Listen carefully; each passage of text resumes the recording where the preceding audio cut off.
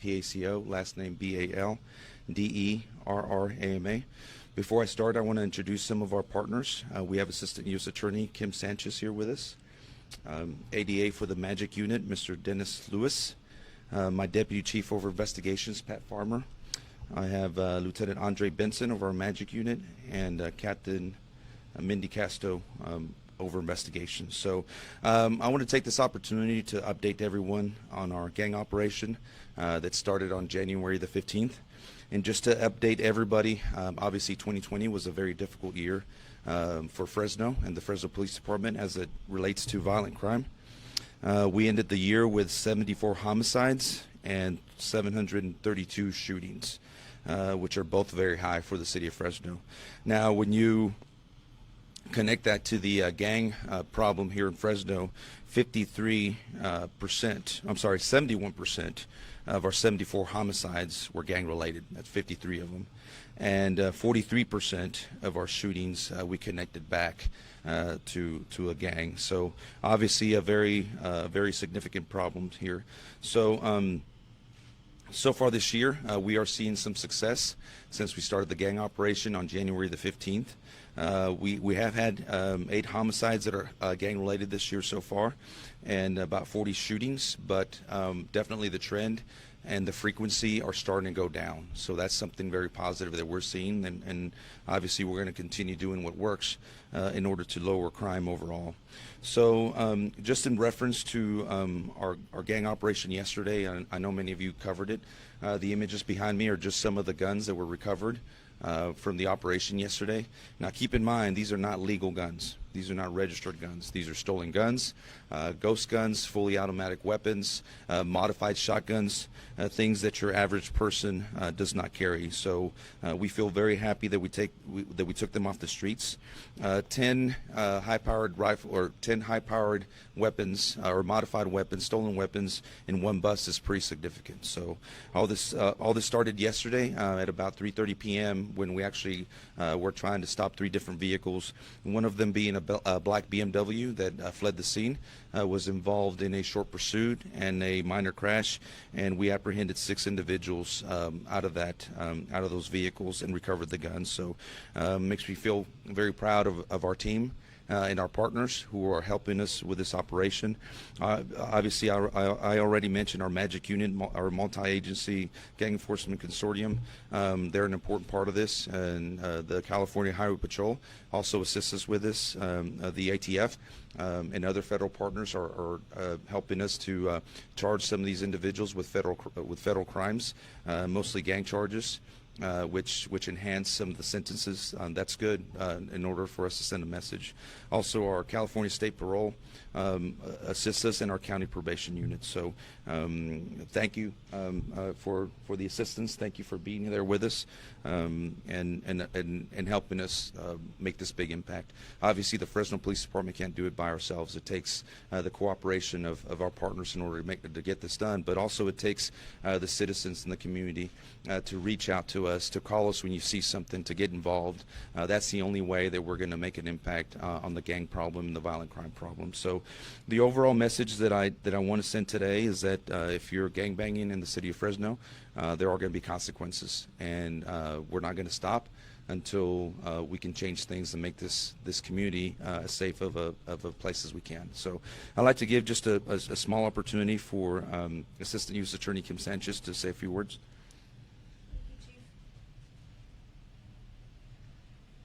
I'm Kim Sanchez, S-A-N-C-H-E-Z. I'm an Assistant U.S. Attorney here in Fresno, and I'm the Chief of the Narcotics and Violent Crime Unit. We have a long-standing and robust partnership with the Fresno Police Department and our local, state, and other federal law enforcement partners. We are lockstep, and we are working through these cases, bringing the federal toolbox when appropriate and filing charges when appropriate in all of these cases. That partnership is going to continue, and we'll continue to do our part to help reduce violent crime and keep this community safe. Thank you.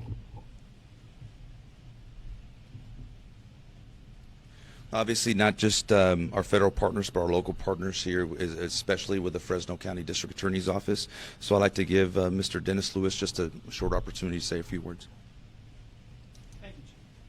Again, Dennis Lewis, most of you know me.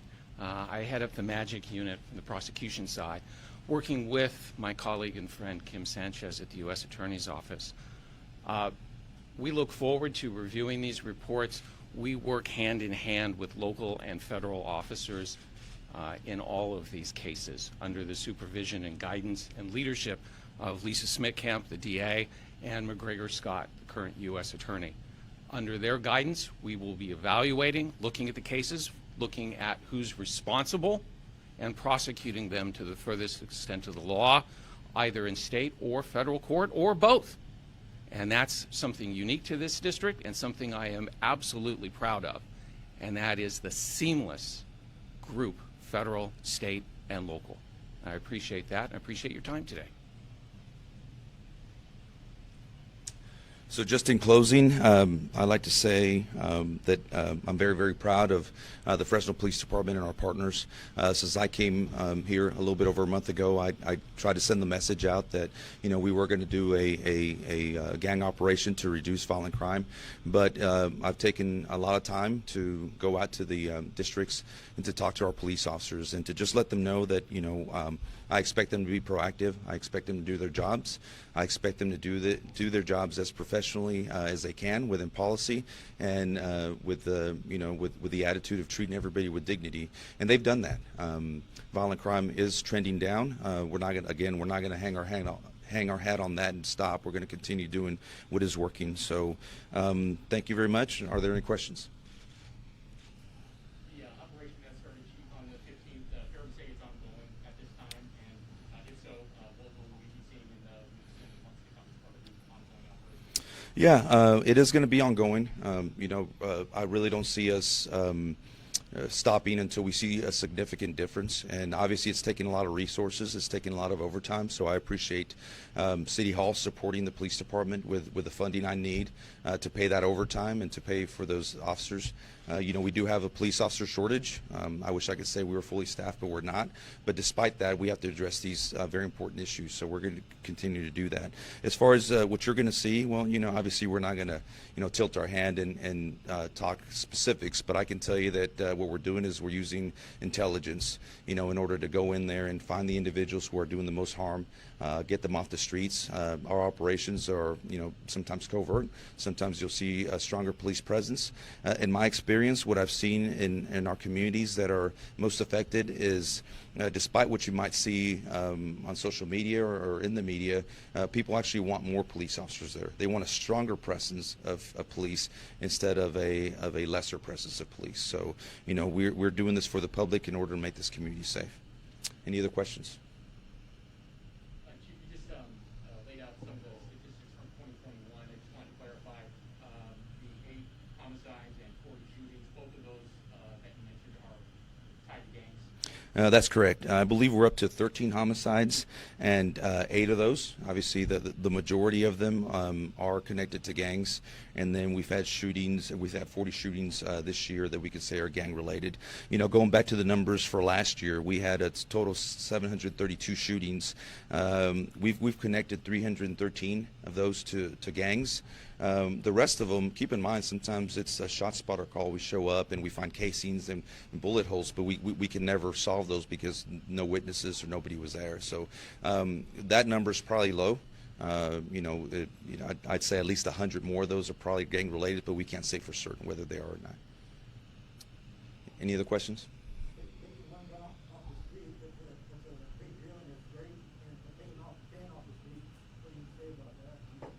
Well, yeah, all in one day, right? And then, just since January 15th, the total number is 52.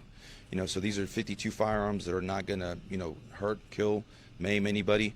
The firearms that you see behind me are not toys. They are very serious weapons. They can do a lot of damage, and definitely in the hands of the wrong person, they can definitely hurt somebody. So I believe that our city is safer today than it was yesterday.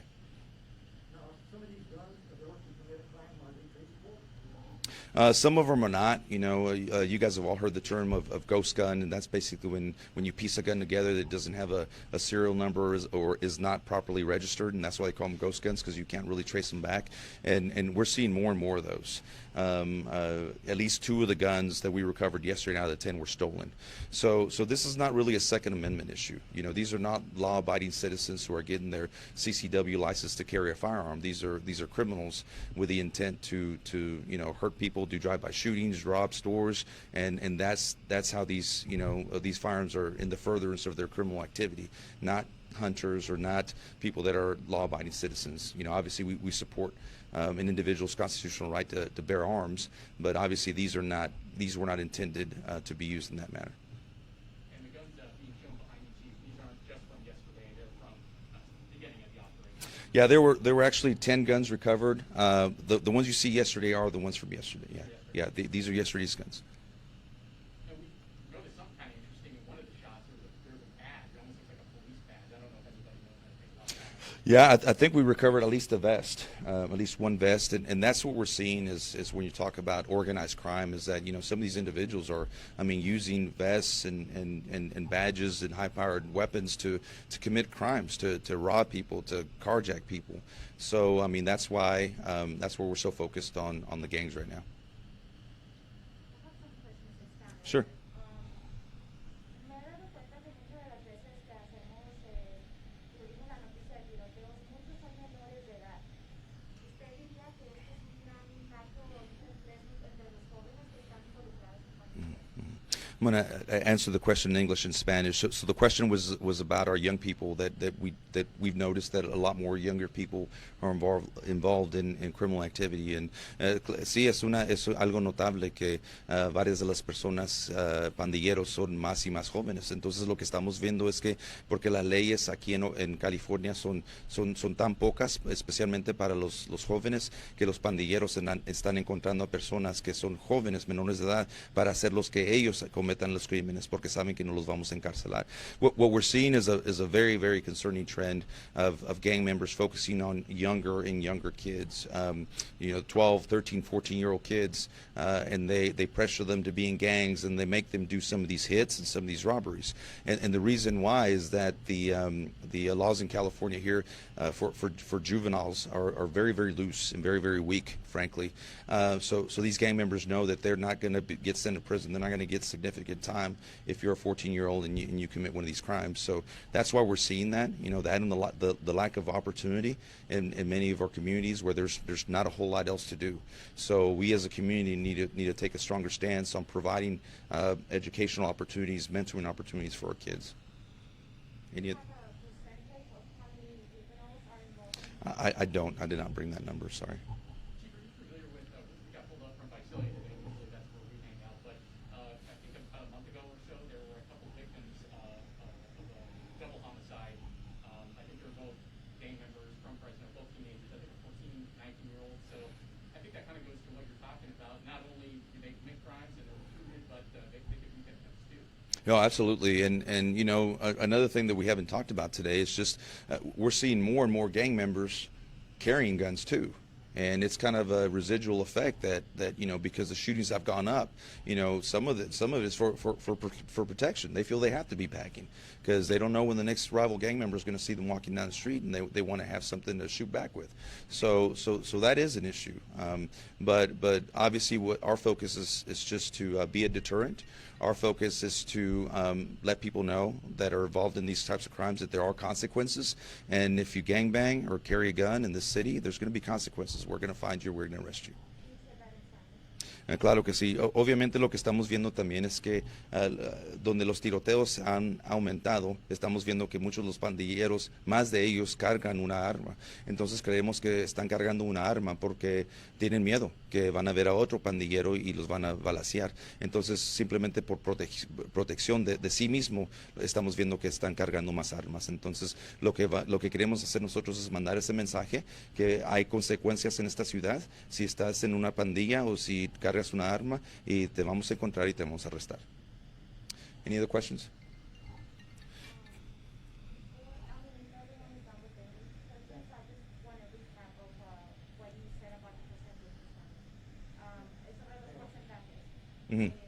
Sí, claro que sí. Entonces, en el último año tuvimos 74 homicidios. El 71% de estos eran relacionados a las pandillas, 53 de estos homicidios. También tuvimos 732 tiroteos. Entonces, 313 de ellos, o el 43%, eran relacionados a las pandillas. Entonces, obviamente, eso es algo significante. Estamos viendo que las cifras, los números están bajando un poco y los tiroteos son menos frecuentes, y eso es algo bueno porque esta operación está trabajando muy bien positivamente y la vamos a seguir. Entonces, este año solamente hemos visto 8 homicidios que son relacionados a las pandillas. 6 de ellos son relacionados a las pandillas. Perdón, 8 de los homicidios de los 13 son relacionados a las pandillas y solamente 40 tiroteos. Entonces, los números son demasiado altos, pero sí están bajando en frecuencia. ¿Cuál ha sido el reto mayor desde que empezó la operación, que fue el 15? Ujú. El reto mayor es hacer esta comunidad más segura para toda persona y obviamente también aumentar la confianza que el público tiene en el Departamento de Policía, y solamente vamos a hacer eso con haciendo la ciudad más segura. ¿Hay algo que la comunidad puede hacer para ayudar? Sí, pueden marcar al 911 y darnos información cuando vean algo, y cuando sepan dónde están los pandilleros que se están escondiendo, que nos llamen y nos digan. Eso es lo que pueden hacer. La Jorge, entonces, mencionó esto de, confiscaron, me dijo, 10 armas. ¿me puede decir eso? ¿Y de dónde fueron confiscadas? Confiscamos estas 10 armas ayer de una operación donde detuvimos a un BMW negro que se huyó de la escena y lo capturamos después de que hubo un choque. Entonces arrestamos a 6 pandilleros y confiscamos estas armas atrás que estamos enseñando atrás de mí. Entonces todas estas armas son ilegales, son de alto potencia y son armas que realmente ninguna persona debe de cargar en este pueblo. Gracias. Anybody else? Thank you guys very much. Appreciate you being here.